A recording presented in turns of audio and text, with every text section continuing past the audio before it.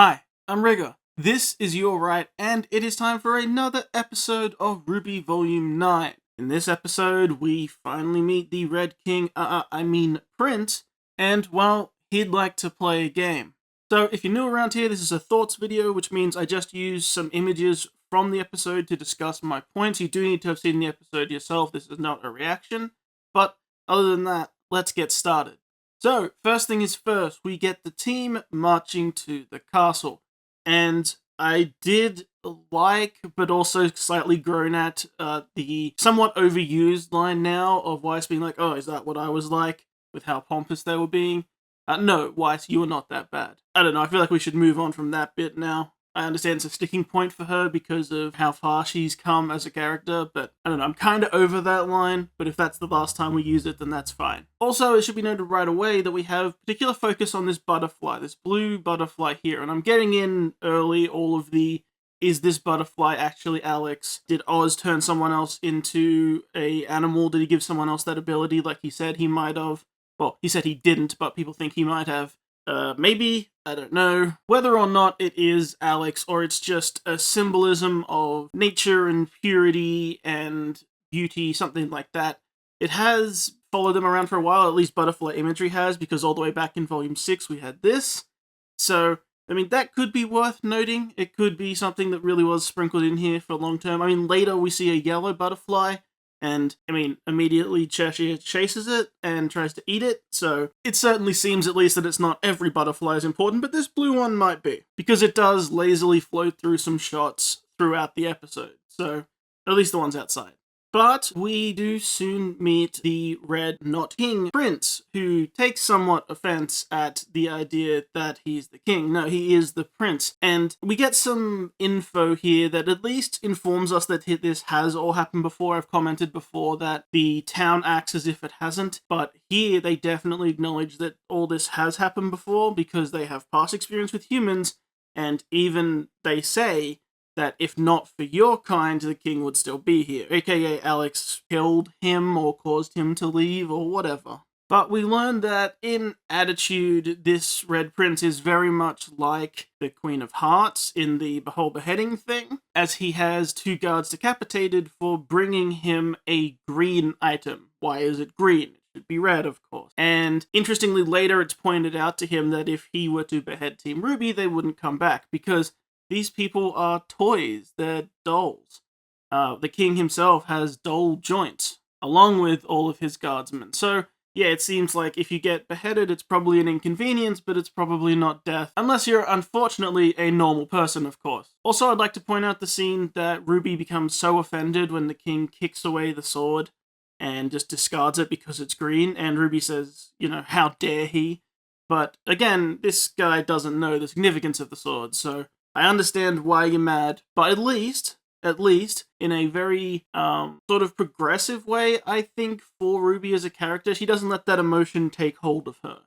She is horribly annoyed and upset at this, and immediately hides it, and immediately plays along, and gets them to where they need to go by saying that, you know, happy birthday, and playing into the prince's ego and wants, and says, well, we heard you like to play a game. Keeping in mind, of course, that they know that Alex came through and had to beat the Red King, so they're assuming they have to beat the Red Prince at a game, which makes sense. The prince also says multiple times that he is afraid, it's clear that he's afraid, that people are here to steal his crown. And that has a little something to do with, I think, identity and the way identity works here. That, you know, your name is sort of your purpose and what you do. And I'll get into that a little bit when we get to the game, because I think it's quite interesting. That might play into things later with other characters. Actually, before I forget, I'll comment on it now. I did mention how the king was gone or killed, but there is a chance that perhaps Alex or one of the others stole his crown and didn't just, you know, become the ruler, but stole their identity. So whoever was here before now is a ruler in this land, perhaps if they're still here. Maybe it's not Alex, maybe someone else.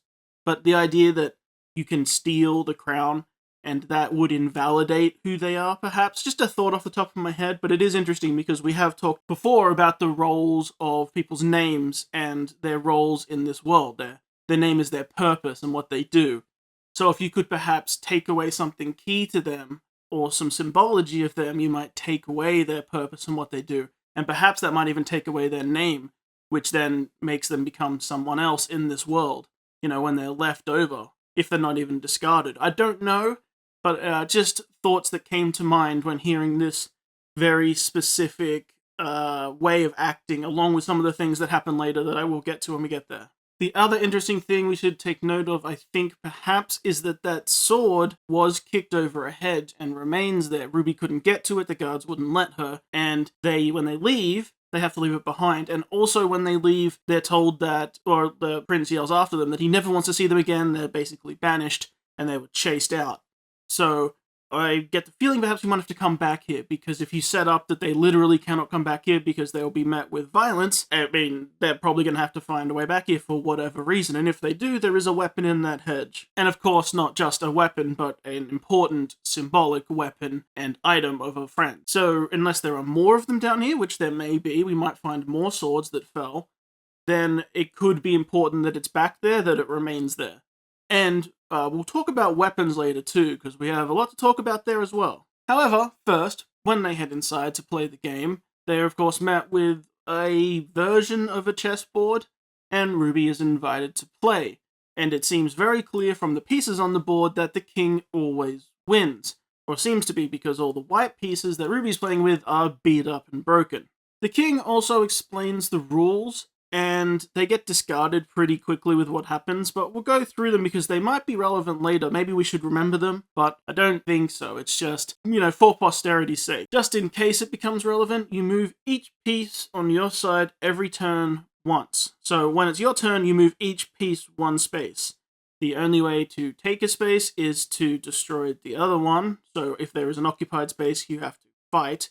And the winner is the one with the most pieces on the other side of the board at the end. Again, it won't be relevant, the game will get thrown out. Also, I'd like to note that it is pretty much just a joke, but the moment of Little providing RWBY with a compliment to give the prince, and saying that you are as wise as you are and get stuck, and Little suggests small.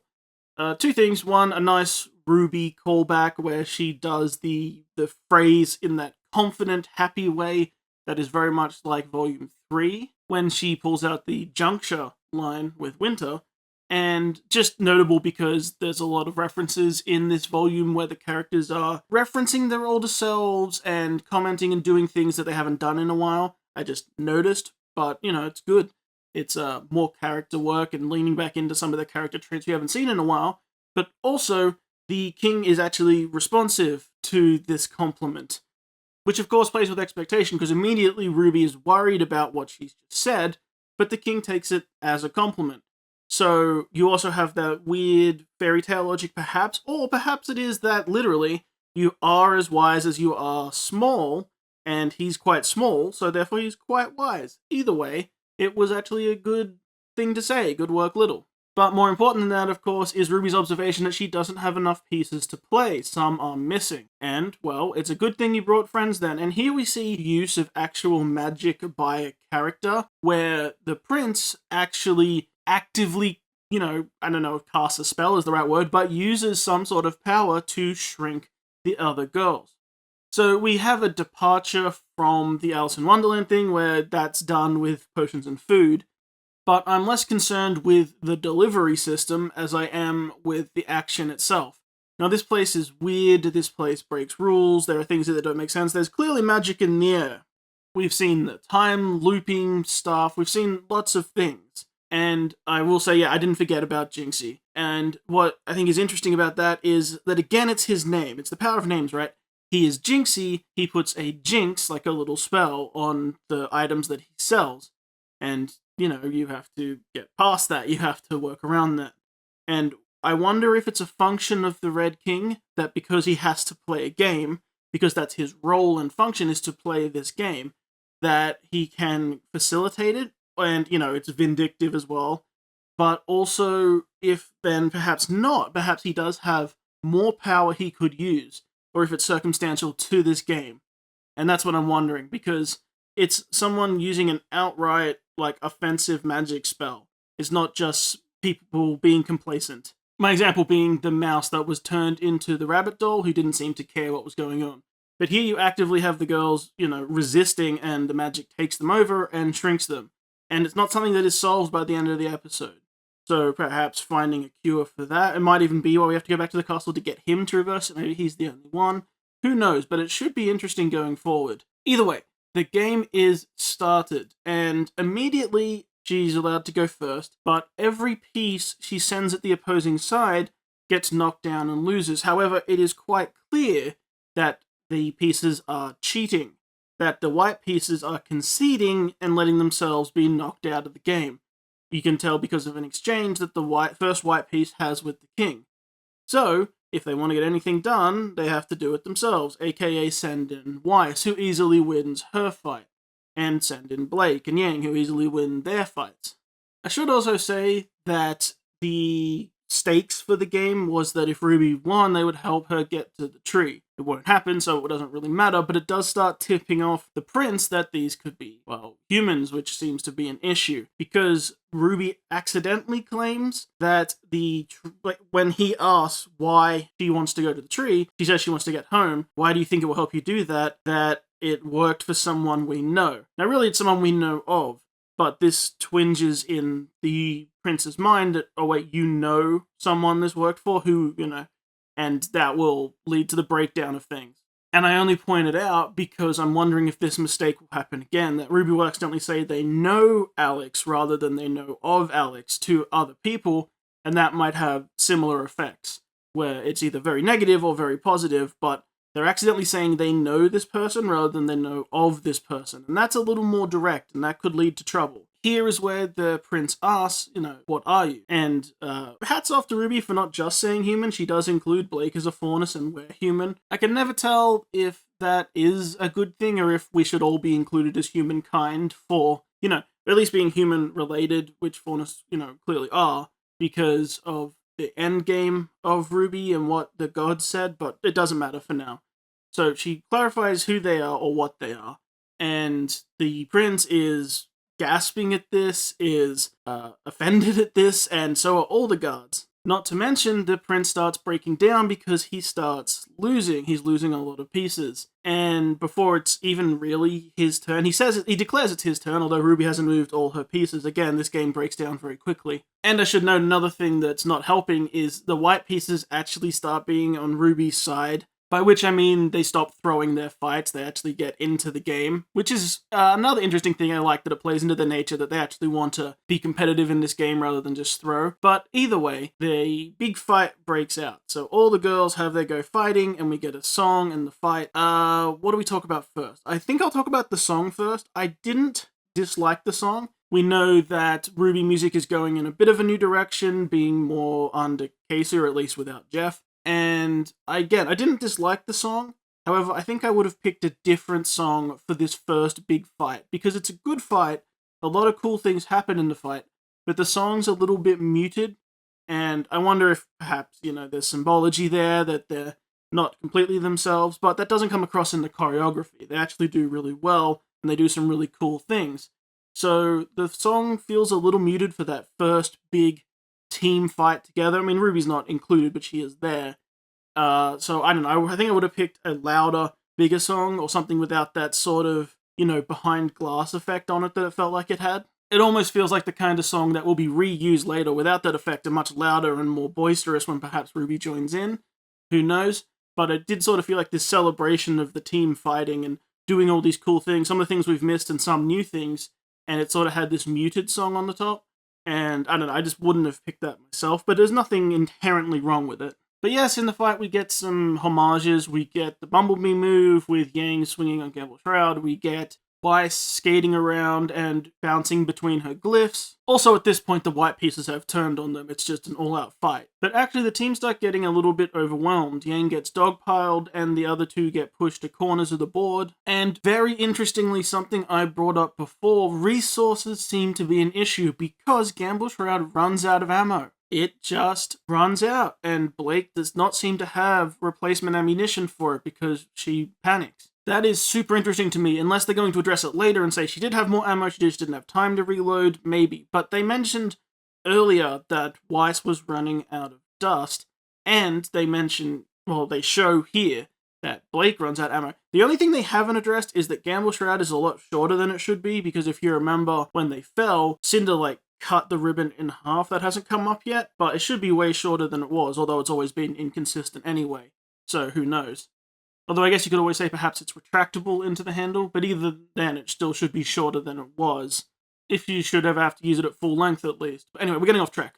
Point is, they start running into issues, and they do show that dust is working here. I think perhaps a question some people had. I don't know how I feel about that, in that we have dust lore that it doesn't work off Remnant, but also this place isn't like leaving the planet, it's like another dimension and clearly magical, so dust maybe can work because there's like a magical aura about this place, you know, to use a word, but not aura, but you know what I mean. And obviously semblances work here. I think some people had that question, but I don't really know why, because it's sort of inherent to them. So anyway, it doesn't matter. They use all their weapons, but also we see things like Yang does her mine lever thing, where she bomb punches something repeatedly and then knocks it into other pieces and it blows up. That is interesting because that is soon followed by the running out of ammo from Blake. So perhaps we might have an idea that later they could all be out of ammo. That, you know, Weiss is going to be out of dust, that Blake is going to have no ammo in her gun, and Yang is going to be left with no ammunition either. And that could make some pretty serious issues for the team, and have to make them adapt. But then something interesting happens in a few ways. One, RWBY doesn't get involved here. She doesn't like put a hand in the board and like start throwing pieces around, even though the game is seemingly no longer in play because all the pieces are attacking them. So you could have helped here, RWBY.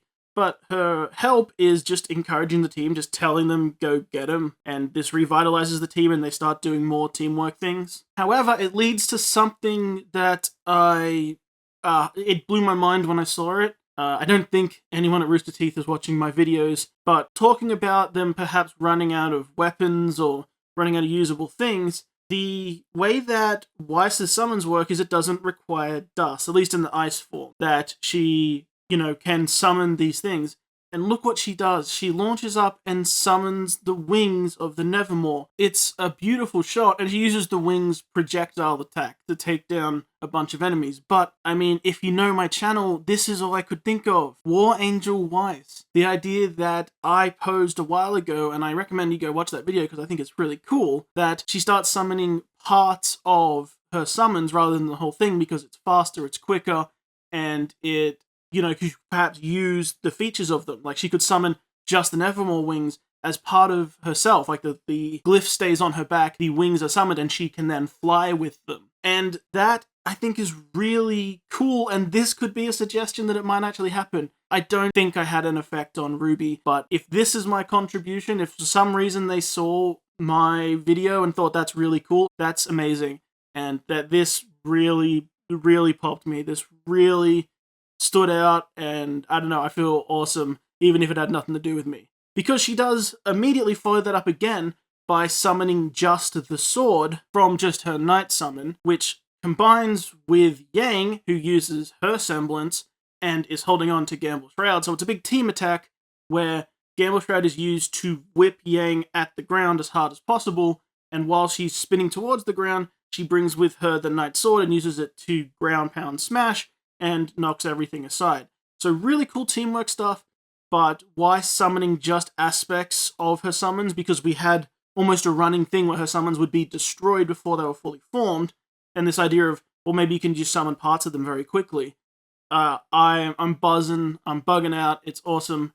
I think it's really, really cool as far as a development on how Weiss fights, and I don't know, man, I'm stunned about it. But either way, a really cool sequence. But we have to move on. And I say move on because what happens next is that the prince gets frustrated and flips the board. Now, interestingly, I went back and looked at it. He actually uses magic to flip the board too. So perhaps answering my earlier question, he does have more magic than this, although it does, again, revolve around the game. The magic pulls up under the board and flips it very strongly, perhaps much more strongly than he would be physically able to do, which throws everyone towards the ledge. And also, I guess, if the game was still running, that counts as a forfeit. That counts as a loss. He flipped the board. So, anyway, RWBY, importantly, makes this catch, which is a nice little callback, but yeah.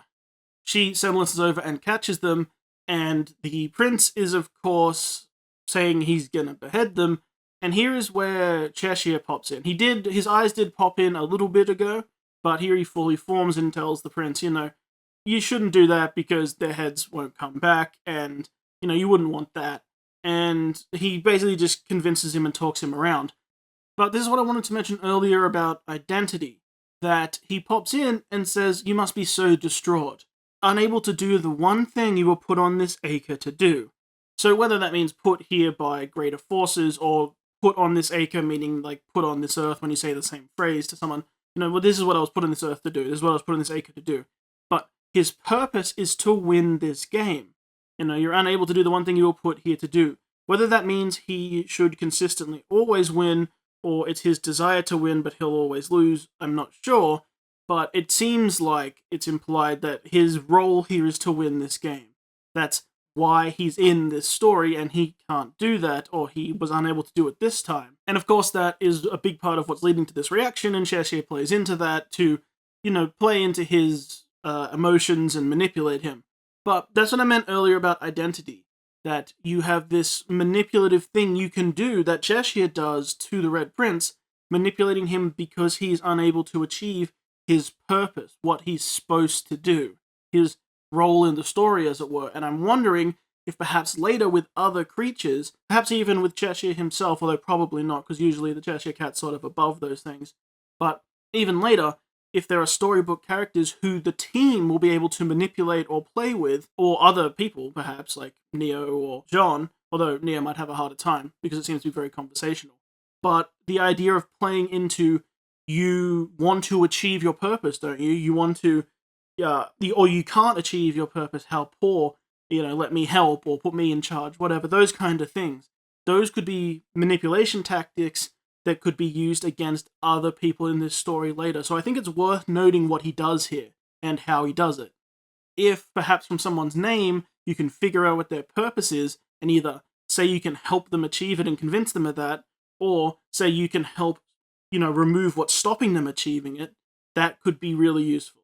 But anyway, we'll move on. That Cheshire speaks a lot more normally than everyone else here. He seems much more savvy, which again is very Cheshire Cat. He sort of is above the story.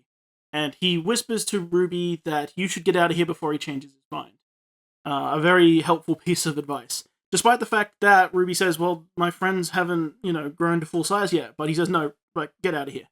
And helps them escape. He leads her on a chase where she uses her semblance multiple times, and he takes them out. Interestingly, he actually takes RWBY to a vent, and then teleports her outside somehow. So he has a lot of power here. We know the Cheshire Cat can teleport himself, obviously, but he just teleported someone else. Well, actually, multiple people when you include all the shrunken versions and Little. So, again, very powerful creature. We always knew he would be, but more demonstration of that immediately. But here's where we need to pay attention to more dialogue. RWBY and the gang mentioned they were looking for the Red King, and there's a lot of interest about the Red King from Cheshire, probably because of his previous experiences. But then when he again asks who they are or what they are, and they say humans and whatever else, that he tells them they're much less interesting than the others he's met. Now, obviously this implies Alex, but he says others, multiple. Whether that means he's met Jean, whether that means someone else with Alex, whether that means other humans that we can't place yet. Who knows? But he does say, you're not as interesting as the others I've met, directly after she reveals that they are humans. And this also ties into another line he says, which is a very classic Cheshire Cat move, which is turning a basic phrase, where when they're escaping, he says, after inquiring, why they're so interested in the Red King, he says, well, times change, and so do we when it's time to change. So again, flipping a very normal phrase, but I think it's going to be very relevant to our characters. Times change, and so do we when it's time to change. And we definitely have this overarching story about who RWBY is especially, and perhaps it's time to change. As far as a character to look to for themes and what the things are going to be, and what the story perhaps might be, and hints at the future, the Cheshire Cat is definitely one to always listen to. It was that way in the normal books, it's that way here. Very powerful character, above the story, seems to know things he shouldn't, but is playful. And it's like that here. They say that the curious cat here loves questions, and he does. He says, what do you want with the king, and who are you, but also what's your favorite dessert? And he just likes to know things. Although, in the Cheshire Cat's way of turning a normal phrase, he's the curious cat, but I thought curiosity killed the cat. But I don't think Cheshire can die in Alice in Wonderland, or at least I have no idea how that would even be possible. I mean, we see him detach his own head here, and he can teleport at will, and he seems to know everything. So, he's almost a godlike figure, so I don't know if he can die, but curious cat, curiosity killed the cat, could be interesting to keep in mind in some way. Also, I will give a shout out to Weiss, who is starting to drag on me a little bit with the "we're not in a story" thing, although she's coming around. But I did like this one where she goes, "Great, we're not in its story, we're in its stupid sequel." So there you go, guys, we're not in Alice in Wonderland. We're in Through the Looking Glass and What Alice Found There. Perhaps that'll be important for later if we come across any mirrors, which is a looking glass. I mean, this is a fairy tale themed team with the mirror thing, so it seems pretty relevant. But here is where Cheshire starts being a cat. He starts chasing butterflies. Although yellow butterflies this time, not our all-important blue butterfly who could be relevant. And realizing who this cat is, Blake going, "Oh, that's the curious cat," and Yang going, "Oh, yes, the curious cat." You know, those two remembering and agreeing upon the story. They deduce, of course, that the cat could very much probably help them get to the tree, but it's running away because it's chasing things and being a cat. And here's where we get what I think is an odd line, where Yang says, "Rubes, don't let the cat get away." And I think that Yang calling Ruby Rubes has been alluded to before, or maybe it's in a book or something. Like, I think it's a Yang thing to do, but I don't think I've ever actually heard the voice. I don't think we've heard the line in the show, and it felt weird. I mean, I'm Australian, shortening things or lengthening things in speech is what we do, but her saying Rubes instead of Ruby just felt weird, especially because in my head it just triggers the old insult, "you rube," which means uneducated or uncultured. You know, "you rube." But anyway, it's not important. It just hit my ear weird because it felt strange. But I get it, it's like sisterly, but it's just, I don't think it's ever happened before, so it just felt odd. But anyway, so Ruby runs off after the cat.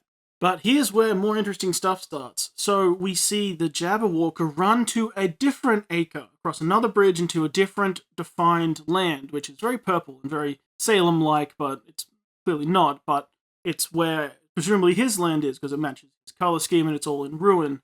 Which could speak to perhaps his character and what's happened to that person or that character, you know, the world they inhabit or what they're meant to represent. But either way, it seems to run basically home, and it's bleeding. It leaves blood on the leaves, and it's saying "fix" or something along those lines. So it's probably looking to repair itself, you know, heal its injuries in some way. And also, yeah, it bleeds like red blood. So, I mean, that could be pretty notable, just saying. Because I've talked before about perhaps this being an allusion to something like the Hound, especially because it seems to almost have a mask-like face like a Grim, although it is monstrous. But here it runs into a destroyed purple land, you know, like the Salem's land, and it is like almost human on the inside, or it's at least an animal on the inside because it bleeds red blood like a person. And it, you know, it's not a toy or anything like that. And the other things here probably bleed. I'm sure little bleeds, but you get my point. And also, if you look at the land it runs into, look at the bridge. It's got this gold gilding on it, which is very reminiscent of perhaps the lamp and other relics. You know, this magic almost from the human world with all this gold gilding on it, or the gods, because they made those things, so perhaps it's their style. But anyway, while the Jabberwocker is looking around, a purple light crashes down. Well, I wonder who that could be, or Pinky. And, well, he goes to investigate, and of course it's Neo. Interesting point. I have talked before about perhaps John fell first, despite falling last. And, you know, maybe he's been here for a while and is involved in the story because time doesn't have to make sense because magic. Well, the others have been here for a while, and it's implied, even if this happened right after the Jabberwocker fight, like even if we're sort of skewing time a little bit and it's not actually Ruby chasing the cat right now, we're backing up time a little bit through the transition. But either way, if that's the case, well, we know for a fact that Neo fell almost the exact same time as Ruby. Like, they basically went through the cloud together, staring daggers at each other, yet she doesn't crash down till later. Whether that's, again, after the beach later, or after the whole incident with the Red Prince later, depending how time works and the transition, you know, just for artful effect. Either way, it still doesn't add up. They didn't crash at the exact same time, so we have time weirdness already. Either way, Neo crashes down and is incredibly pissed. Although she has her umbrella, so maybe she's been here for a while because she found it somewhere, because that was kicked off. So, no idea where she found it. Perhaps she has been somewhere else on the island and was sent to crash here, although, I don't know, it feels inconsistent. I don't know why she has her umbrella, because she seems to still be really angry about what just happened, aka being kicked off, but the umbrella was kicked separately. I don't know. Maybe they forgot, maybe it doesn't matter. It doesn't make a difference. Maybe it does, it doesn't matter. Point is, she crashes and is really pissed off, and her semblance is pulsing, and she goes first through RWBY, and then Cinder, and these don't seem like disguises. It seems like she's expressing her anger at what just happened, because, she fell with RWBY, and it was Cinder that kicked her off. And her semblance keeps pulsing across the ground, and the Jabberwocker goes to investigate. But then something weird happens. The Jabberwocker approaches, and Neo, suddenly her semblance summoned a copy of herself. Now, this seems like something she's sort of always been able to do, in that she seems to have, summoned shells of herself that can be smashed. But here, she summons many, like quite a few, and they all seem to mimic her, and then they stop mimicking her because she puts her umbrella over her shoulder and they don't. However, they then approach menacingly. Assuming it's not an intimidation tactic, that means that these things can probably deal some serious damage and, fight on her level. Now, again, this may also be something we've sort of seen before, although usually when they're doing it, they are using an umbrella, which could be the real one. These seem like complete fabrications, and also, those saying, oh, this is just Neo's power, she also looks surprised at what was happening. Like, she wasn't in control of it, or whatever. Now, Neo is like one of the most powerful people semblance-wise. I'm not sure her semblance needed an evolution, but if this is it makes me think back to, specifically, okay, so she summons all these copies, right? And here she seems to have control of at least multiple, which seems like it might be new. Saying that this is her power before, but she could only do one, well, now it seems like she could do multiple, if that is the only evolution of this. But they all seem to move separately and have slightly their own behaviors, although they're all being the same person. But I think that is key, because now I'm flashing back to the opening, where Neo is there surrounded by figures, and I'm wondering if perhaps that alone on this island, she's going to go a little mad. She's going to be the Mad Hatter, and she's going to live in her own little fantasy and create all these people that we see around her, create people from her past, create Roman and her parents and whoever else these people are. People, like I said, I think one might be Cinder. So all these people, she might create them, illusions of each of them, sort of creating her own gang and living out her own little fantasy, taking over an acre here, perhaps. Maybe that will mean she stays here, maybe it means they'll have to break her out of it, but her becoming a power figure here and ruling over it with her own little gang made up of people of her past, but she's created them so she can be among them again, and either, if it's someone like Cinder, tell them what to do, she gets to be their boss, or, see her parents again, or see Roman again. That seems much more like it might be the case, especially fitting with the Mad Hatter theme, that she's gone a little mad, so she's made her own little world here, and her powers can flex enough here, and she's strong enough to maintain that. So, again, that raises her power level a lot, but it might just be that that's her fate. She's just going to sit here and go mad.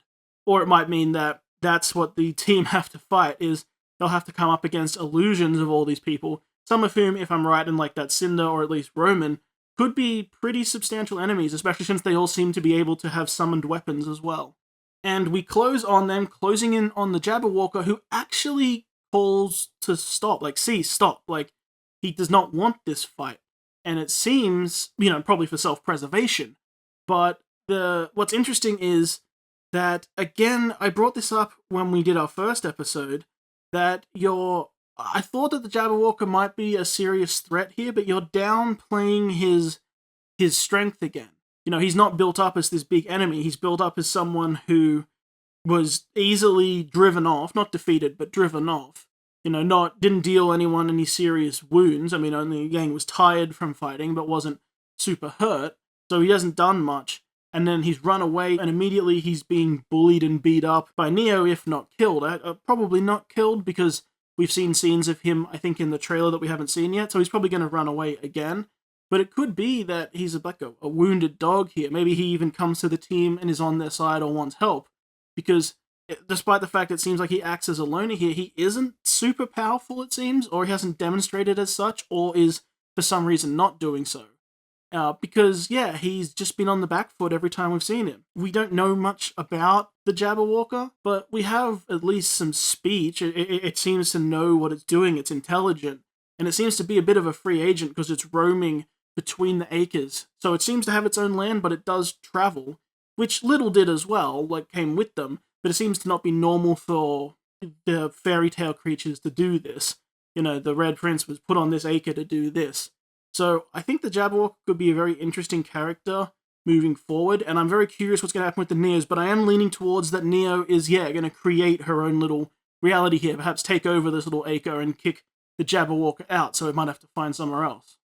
And I am glad we saw Neo, because it's been a little while. Would be starting to get worried about time if we had got past episode 3 and hadn't seen either Jean or Neo, so at least we have an introduction to one of them being here. Anyway, that's just me thinking out loud. I think that's all for now. And I really hope you enjoyed this episode. I'm really enjoying this volume. It's very different, but in a good way, and there's a lot of interest here, and it's moving at a snappy pace.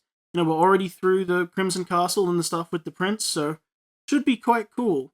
Anyway, until next time, my name is Rigger. Hope you have a wonderful day, and I hope I did alright.